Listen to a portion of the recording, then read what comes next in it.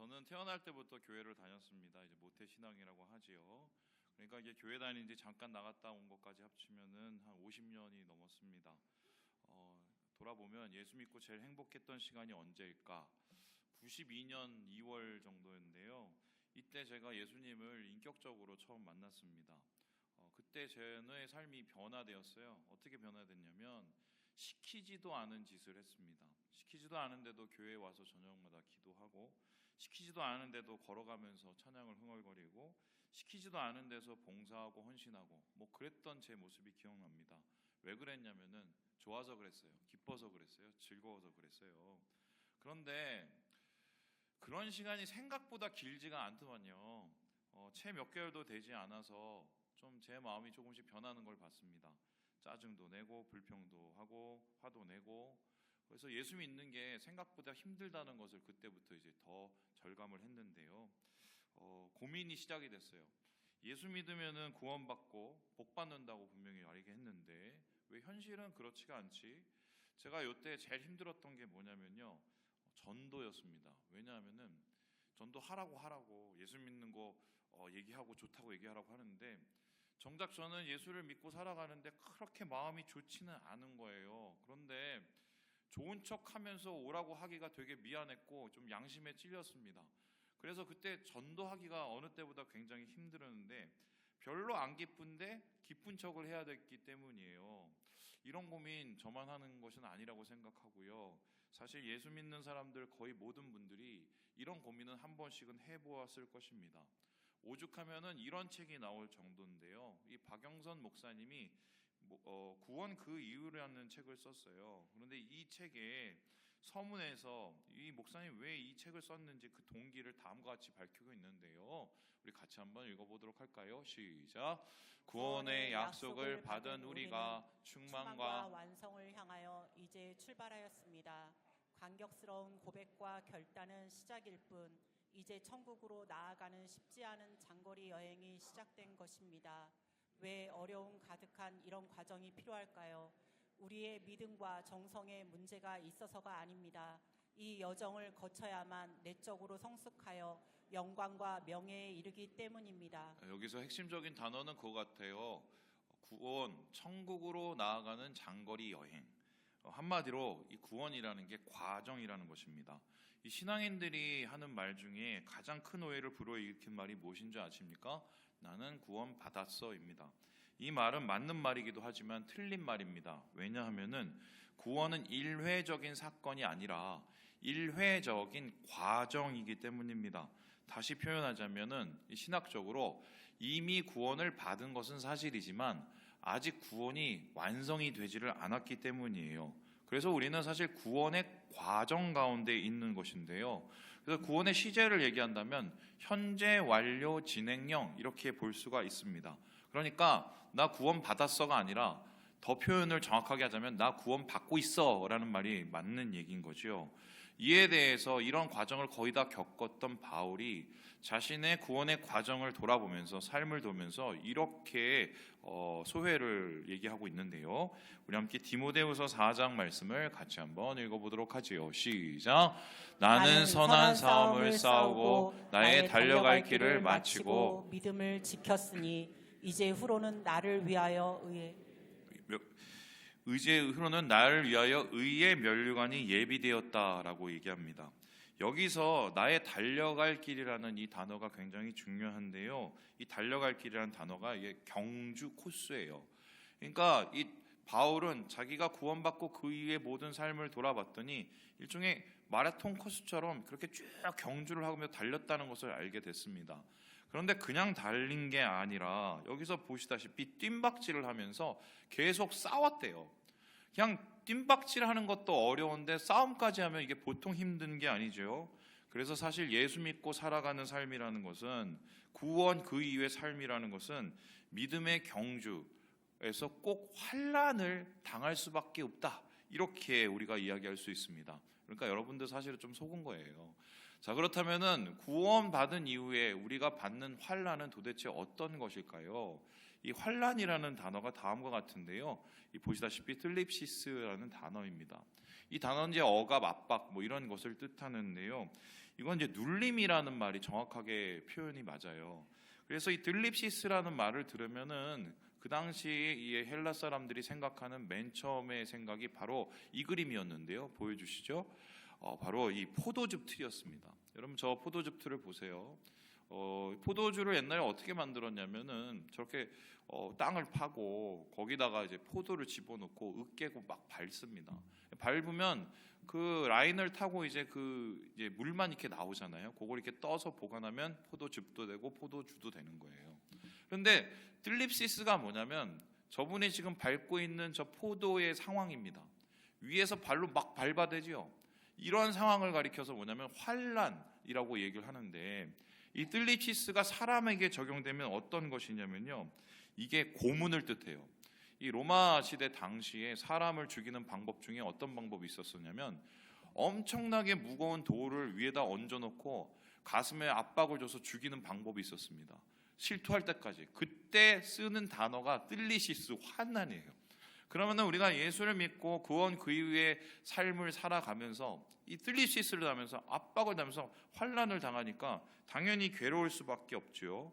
그래서 우리의 구원 그리고 그 이후 그 신앙이라는 것은 사실 그러한 어려운 과정을 통과할 수밖에 없다라고 합니다. 아이고 내가 속았나 보다.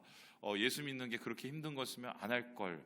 그런데 오늘 말씀 중에서 오늘 바울이 얘기하기를 조금 그 환난에 대해서 다른 해석을 해야 돼요. 그 해석을 이렇게 얘기하는데요.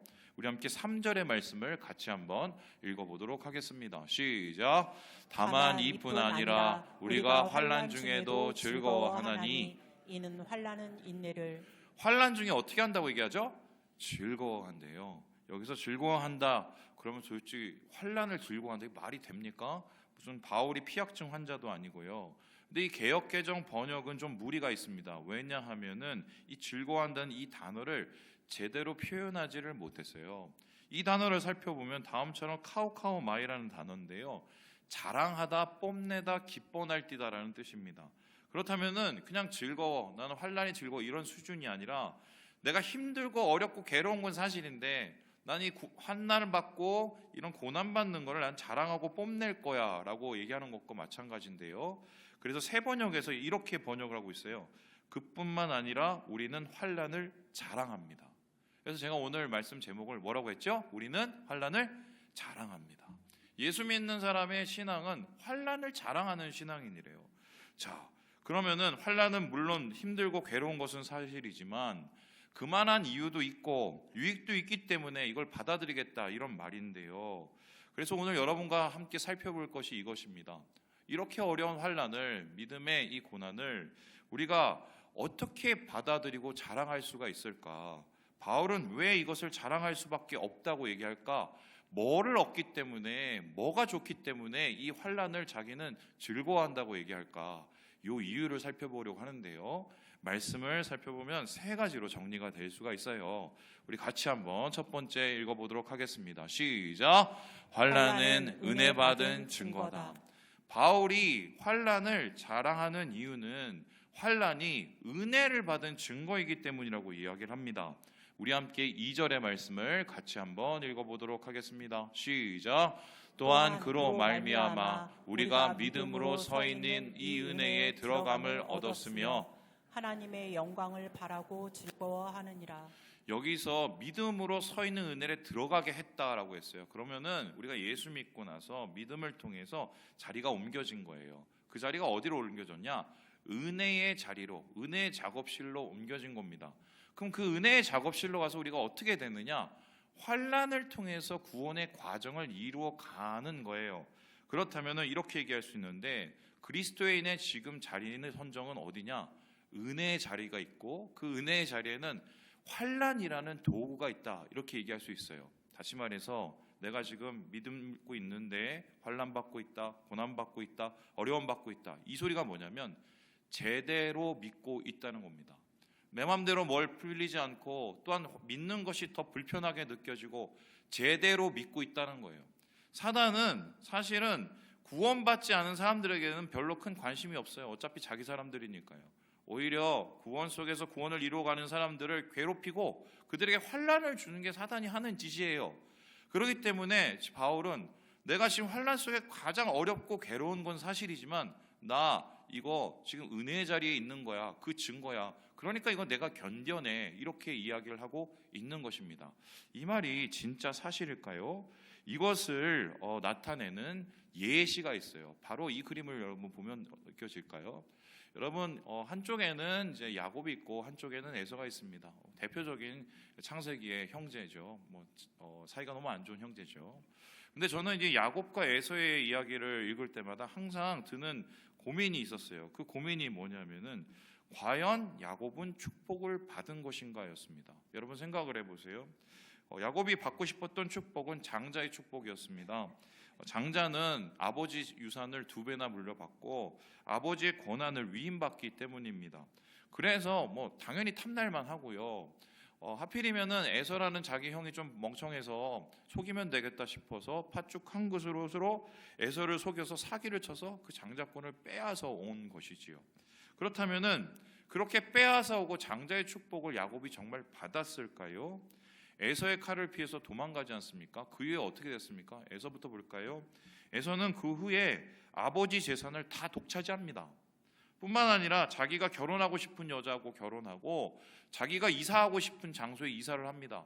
거기서 자기가 하고 싶은 사냥만 하면서 살았어요. 그렇다면은 에서는 사실 야곱이 떠난 이후로 굉장히 행복한 삶을 살았어요. 세상적으로 봤을 땐 이게 축복에 가깝습니다. 그러나 야곱은 어떻게 됐습니까?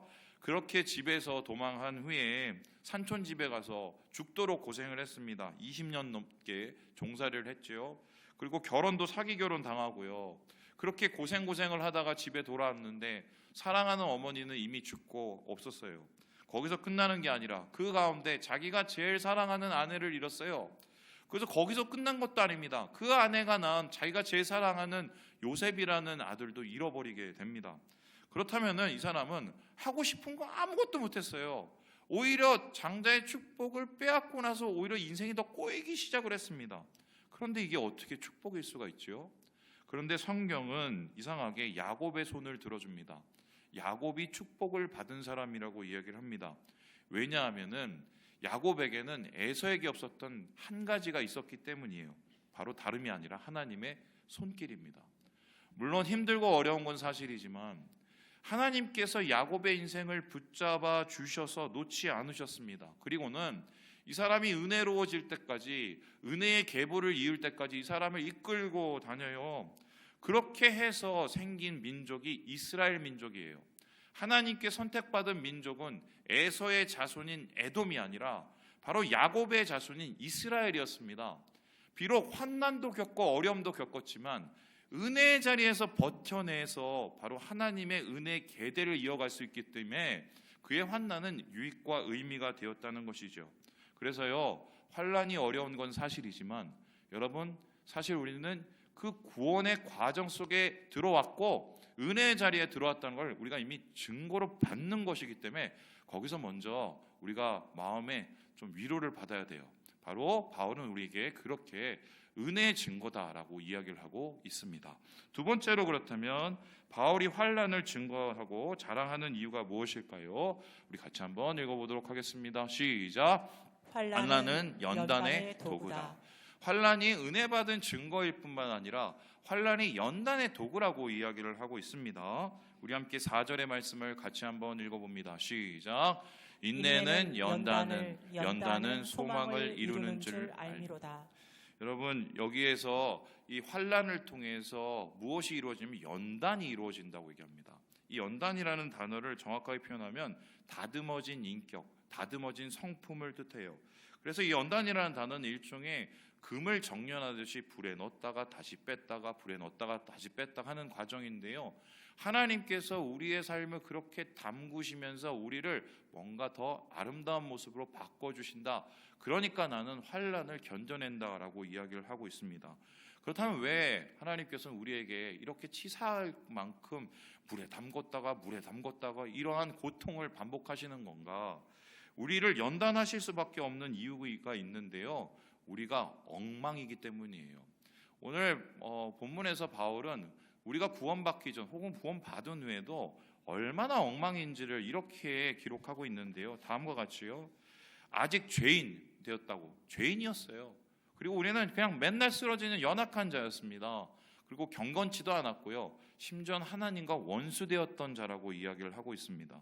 그래서요, 이러한 모습 때문에 하나님께서는 어쩔 수 없이 우리의 인생을 다루시고 그 가운데 우리를 더 좋게 만드시기 위해서 환난을 주신다는 것입니다. 예수 믿는 사람들이 하는 두 번째 착각이 있어요. 그게 뭔지 아십니까? 예수 믿으면 바뀐다입니다. 예수 믿으면 변한다입니다. 맞는 말이기도 하면서 틀린 말입니다. 바뀌긴 바뀌고 변하는 건 맞는데 그냥 바뀌고 변하지는 않습니다. 어떻게 바뀌느냐? 환난을 통해서 바뀝니다. 얻어맞고 내쳐지고 이렇게 두들겨 맞으면서 환난을 통해서 바뀌는 거예요. 그래서 하나님께서는 우리의 인격과 성품과 우리의 삶을 바꾸실 때 세 가지를 건드세요. 뭘 건드시느냐? 몸을 건드시고요, 우리의 길을 건드시고요, 우리의 마음을 건드십니다. 몸을 통해서 정말 너무 우리가 하나님 앞에서 온전치 못한 것이 있으면 우리를 치시기도 해요. 많이 맞죠. 그리고 우리의 앞에 길을 막으실 때도 있습니다. 그게 하나님이 우리를 만지시는 과정이에요. 우리의 마음을 아프게 하실 때도 있어요. 저는 예전에 정말 하나님한테 너무 많이 맞아서요, 어느 날 하나님 앞에 제가 그렇게 기도를 했습니다. 하나님, 다 좋은데 이게 너무 많이 맞아서 힘드니까 차라리 제가 돌이켜보니 제일 빨리 돌이키고 제일 빨리 돌아오는 방법이 아픈 거더라고요. 그래서 하나님 앞에 제가 기도를 어떻게 했냐면, 하나님, 제가 정신 못 차리고 하나님 보시기에 좀 안타까운 모습이 있으면 좀 차라리 좀 이렇게 몸이 아픈 게 낫겠다고 이렇게 기도를 했습니다. 차라리 몸이 아프게 해달라고. 어떻게 되는지 아십니까? 맨날 아프더라고요. 맨날. 그래서 제가 기도를 바꿨어요. 이제 그만. 제가 그때 알았습니다. 야, 내가 이런 사람이구나. 이런 사람이 목사가 됐으면 얼마나 얻어맞았겠습니까? 예? 근데 그 얻어맞을 땐 정말 많이 아픈데 지나고 나면은 어떤 게 느껴지는지 아세요? 내가 조금씩 변해가네. 바울도 이런 것을 적극적으로 느꼈어요. 여러분, 바울이 맨 처음에 사역을 시작했었을 때 그 사람은 거룩해 보이는 사람은 아니었습니다. 한마디로 표현하면 거침없는 무소와 같은 사람이었어요. 그래서 대표적으로 어떤 일을 일어나면 자기를 세워주고 자기의 은인인 바나바하고 대판 싸워서 이별을 합니다.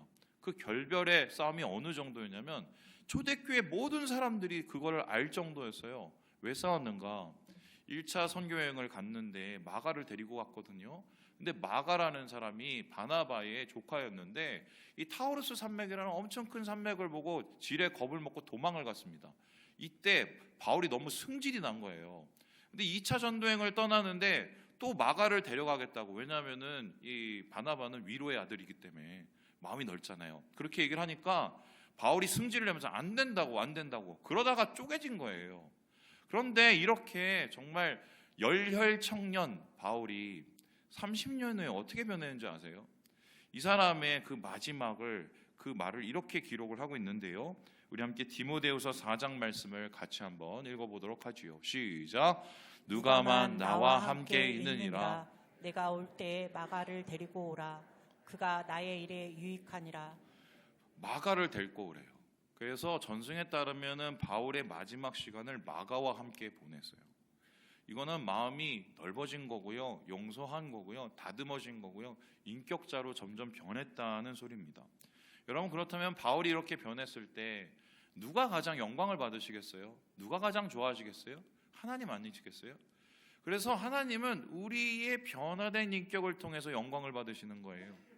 우리가 하나님 앞에 변화된 그 모습, 때로는 얻어맞고 슬프기도 하고, 하지만 그 가운데 하나님을 닮아가는 그 모습이 하나님을 가장 기쁘게 하는 것입니다. 그래서 하나님께서는요, 사실은 우리가 잘 살기보다는 잘 되기를 원하세요. 정확하게 표현하면 우리가 잘나지기를 원합니다. 하나님 모습 닮은 그 모습으로 잘나지기를 원하세요. 그래서 환난을 우리에게 주시고 환난을 통해서 우리를 다듬어 가시는 것, 그래서 내가 이 환난을 견뎌낸다. 이렇게 바울이 우리에게 두 번째 이유를 이야기하고 있습니다. 그렇다면 마지막으로 바울이 환난을 자랑하는 이유가 무엇일까요? 우리 같이 한번 읽어보도록 하겠습니다. 시작. 환난은 영광의 담보다. 환난은 은혜 받았다는, 은혜 받고 있다는 증거고, 환난은 나를 만들어 가신다는 도구이고요. 환난은 하나님께서 영광으로 나를 완성해 주실 것이라는 담보라고 얘기를 하고 있는데요. 우리 함께 5절의 말씀을 같이 한번 읽어보도록 하겠습니다. 시작. 소망이 우리를 부끄럽게 하지 아니함은 우리에게 주신 성령으로 말미암아 하나님의 사랑이 우리 마음에 부은 바 됨이니. 이 모든 것의 끝에는 소망이 있다고 얘기를 합니다. 환난 끝에 소망. 그럼 이 소망은 어떤 소망이냐? 앞에서 이미 얘기했는데요. 하나님의 영광에 들어가는 소망이래요. 그 하나님의 영광에 들어가는 소망은 하나님 나라, 천국의 소망이자 하나님의 백성이 되고 하나님과 같아지는 소망, 한마디로 우리가 영화롭게 되는 소망이라고 할 수가 있습니다. 그래서 이 소망은 그냥 소망이 아니라 확신의 소망이라고 얘기를 해요. 그래서 하나님께서는 우리에게 환난을 통해서 그 소망이 점점 깊어지게 하시고 그것을 통해서 하나님 나라를 더 꿈꾸게 하신다는 것입니다. 이를 조금 더 자세히 8장에서 이렇게 다듬고 있는데요. 우리 함께 8장 17절의 말씀을 같이 한번 읽어보도록 하겠습니다. 시작. 자녀이면 또한 상속자 곧 하나님의 상속자요 그리스도와 함께한 상속자니 우리가 그와 함께 영광을 받기 위하여 고난도 함께 받아야 할 것이니라. 그냥 고난 받고 뭐 인격 변하고 그냥 좀 내가 뭐 좀 은혜의 자리에 있고 그런다고 해서 사실 우리의 마음이 편하지는 않습니다. 하지만 내가 지금 겪고 있는 이 고난과 어려움이 나중에 크게 좋게 소망으로 보상을 받는다고 생각하면 우리의 마음은 좀 달라지지 않겠습니까? 제가 어제 그 신방을 한 군데 다녀왔는데 이사를 가신 우리 집사님 우리 댁에 갔었습니다. 예, 집도 좋고 따뜻하고 마음이 되게 좋았어요. 왜냐하면 또 거기까지 가시기까지 과정을 제가 알기 때문에 또 뭐 물론 넘어야 될 산이 있지만 그래도 마음이 되게 좋았습니다. 그러다가 집에 오면서 생각나는 게 한 가지가 있었어요. 뭐냐면 제가 어렸을 때의 일입니다. 저는 어렸을 때 그 공릉 일동의 종훈이네 집 2층에서 살았습니다. 제가 종훈이라는 아이의 이름을 기억하고 있는 이유가 뭐냐면 이놈이 되게 못되게 했기 때문입니다. 왜 못되게 했느냐? 그때 우리 집이 별로 돈이 없어서 2층에 새방을 살고 있었어요. 그런데 그 새방을 살 수 있잖아요. 요즘에는 뭐 세입자가 왕이지만 그때는 그런 시기가 아니었습니다. 새방 사는 사람의 서름이 있던 시기였습니다. 어떤 서름이 있었냐? 이제 그때 동네에서 아이들끼리 모여서 이제 놀지 않습니까? 놀면은 뭐 숨바꼭질하고 뭐 여러 이제 게임을 하면서 놀면은 얘가 좀 자기가 좀 불리해지면은 애들한테 어떻게 했냐면 우리 집 2층에 새빵 사는 애라고 얘기를 했습니다. 그게 그렇게 정말 그러고요. 그리고 어떤 일이 있으면은 꼭 너 우리 집에 새빵 살고 있잖아 이렇게 얘기를 했어요. 그게 진짜 서름이었어 서름. 근데 어머니가 어떻게 뭐 말을 해갖고 어떻게 집을 하나 잡으셔서 조그만 집에 저희가 살던 집보다 조그만 집이었는데 거기 들어가서요 처음 기억나는 게 우리 아버지 어머니 또 형 막 춤추고 막 그랬는데 그렇게 그 집에 들어가면서 옛날에 종훈이네에서 받았던 그 서름이 다 잊혀지더라고요. 여러분 우리가 환난 속에서 유익과 소망을 갖는 이유가 바로 이거예요. 지금 어렵고 괴롭잖아요. 나중에 우리의 끝에 주의 나라, 하나님의 그 천국, 하나님의 그 영광 중에 임할 때 다 잊혀질걸요. 내가 이렇게 힘들게 살고 어렵게 살았던 이 모든 것들이 순식간에 다 잊혀질 거예요. 너무 좋아서. 사실 우리는 미래형 인간이에요. 신앙은 미래형이에요. 하나님께 주실 그 하늘나라를 바라보면서 살아가는 그 신앙이 바로 하나님께서 우리에게 감당케 하는 힘이에요. 환난을. 그래서요 이 환난은요 이렇게 받아들이고 은혜롭게 이겨나가야 된다. 바울이 이렇게 얘기하는데 여기까지는 참 은혜로운데 이제 좀 제 얘기를 해보려고 하는데요. 제가 이 말씀이 정말 되게 싫었을 때가 있었습니다. 언제냐?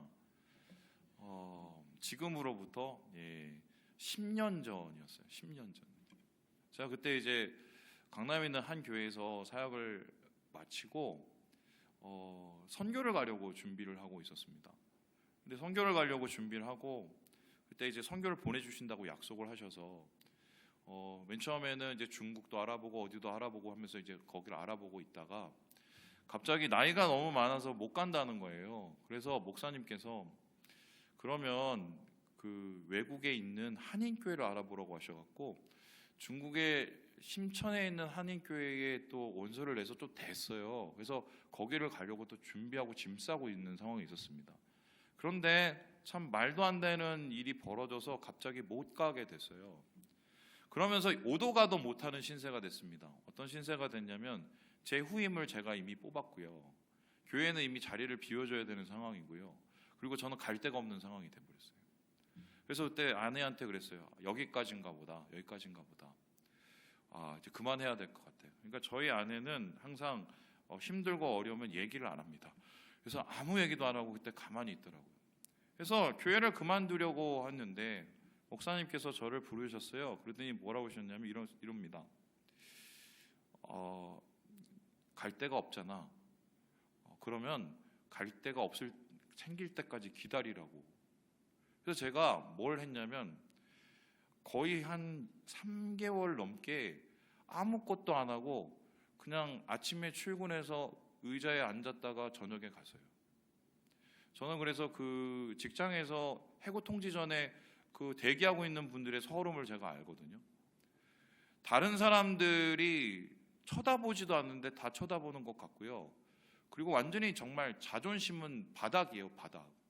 그때 제가 매일매일 기도를 했습니다. 하나님, 왜 이렇게 난 정말 열심히 사역을 했는데 왜 이렇게 힘들게 하시고 어렵게 하시고 내가 뭘 잘못해서 하나님 앞에 계속 기도를 했는데 기도도 안 되고 하나님의 음성도 제대로 안 들려요. 그때는. 근데 그때 하나님께서 제 마음속에 단 한 가지 마음을 주셨는데 기다리라는 거예요. 아니 자존심이 상해서 차라리 그만두고 집에 가고 싶은데 하나님 아니래요. 기다리래요. 계속 기다리래요. 제가 그래서 그 한 3개월 기간 동안 정말 지옥 같은 시간의 기다림을 겪었거든요.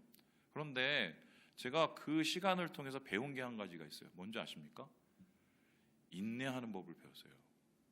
저는 인내를 어떻게 하는지 잘 몰랐어요. 인내는 인내심이 많은 분이 있고 아니면 연습을 하면 인내가 되는 줄 알았어요. 근데 제가 정말 극단적인 스트레스와 이 환란의 끝에 가보니까 인내를 하는 법이 있더라고요. 그게 뭔지 아세요? 그냥 안 도망가는 거예요. 실제적으로 이 인내를 나타나는 이 단어가 다음과 같은데 보여주시죠. 휘포모네거든요. 이게 어떤 뜻이냐면 휘포는 아래고요. 모네는 머물다는 소리예요. 그럼 인내라는 것은 내가 버텨야지, 내가 견뎌야지, 내가 이겨내야지 이거 아니에요. 그냥 안 도망가는 거예요. 막 미치고 힘들고 괴롭고 어려운데 그냥 안 도망가는 거예요. 거기에서 하나님의 뜻이 있겠지, 뭔가 하나님께서 말씀하시는 게 있겠지 하면서 그냥 안 도망가는 거예요. 결국 제가 3개월을 안 도망갔더니 어떻게 되었는지 아십니까? 갑자기 하나님께서 뜻하지 않게 한국에 있는 사역의 길이 열리고 저는 목회할 생각이 1도 없었어요. 그리고 오늘 여러분과 함께 여기서 있잖아요. 이것을 한번 생각을 해보면 안 도망갔기 때문이에요. 안 도망갔기 때문에. 그러면 하나님이 그 안 도망가는 시간 동안 저를 어떻게 다루셨을까? 완전히 깨졌어요. 전 제가 사역을 되게 잘하는 사람이라고 생각했거든요. 열심히 하면 안 되는 게 없다고 생각을 했거든요. 아니더라고요. 제가 얼마만큼 아무것도 아닌 존재임을 깨닫게 됐고요. 아무것도 아닌 것을 인정해 드리는 순간 하나님의 은혜를 이해하게 되더라고요. 여러분 그렇습니다. 참는 거 쉬운 게 아니에요. 믿음의 인내가 누가 쉽다고 얘기를 합니까? 환난이 즐거울 수가 없어요. 그냥 안 도망간 거예요. 바울이 그냥 안 도망가고 거기서 버텨내서 하나님의 그 약속을 붙잡고 이겨냈더니 그의 인생의 끝에 주의 영광을 바라보는 거 아니겠습니까? 계시록 14장에 보면 여러분 잘 아시는 14만 4천 명의 이야기가 나옵니다. 이 그림 한번 보여주실까요? 여러분 잘 아시는 그림이죠. 예수님께서 14만 4천 명 가운데 많은 물소리와 같은 찬양을 받으시는 그 찬양 이야기, 그리고 이 나라가 어떻게 완성되는지에 대한 이야기가 나옵니다. 그런데 요한이 이때의 이 이야기를 쓰면서 마무리를 이렇게 하는데요. 우리 함께 계시록 14장 12절 말씀 읽고 마무리해 보도록 하지요. 시작. 성도들의 인내가 여기 있나니 그들은 하나님의 계명과 예수에 대한 믿음을 지키는 자니라. 안 도망가고 있으면 그곳에 주의 영광, 하나님의 다루심, 또 하나님의 은혜의 자리가 있다는 것을 우리에게 얘기하고 이 글을 마치고 있어요. 사랑하는 여러분, 예수 믿는 거 쉬운 거 아닙니다. 내 맘대로 안 돼요. 하나님이 사랑하는 사람일수록 더 그럴 수 있어요. 하나님이 사용하는 사람일수록 더 그럴 수 있어요. 하지만 주님의 손은 절대 우리를 놓지 않으십니다. 믿으시고 도망가지 마시고 그 자리를 견뎌내셔서 하나님의 영광의 소망을 이루어 가시는 우리 사랑하는 우리 모든 형제 자매들 되시길 주님의 이름으로 축원합니다.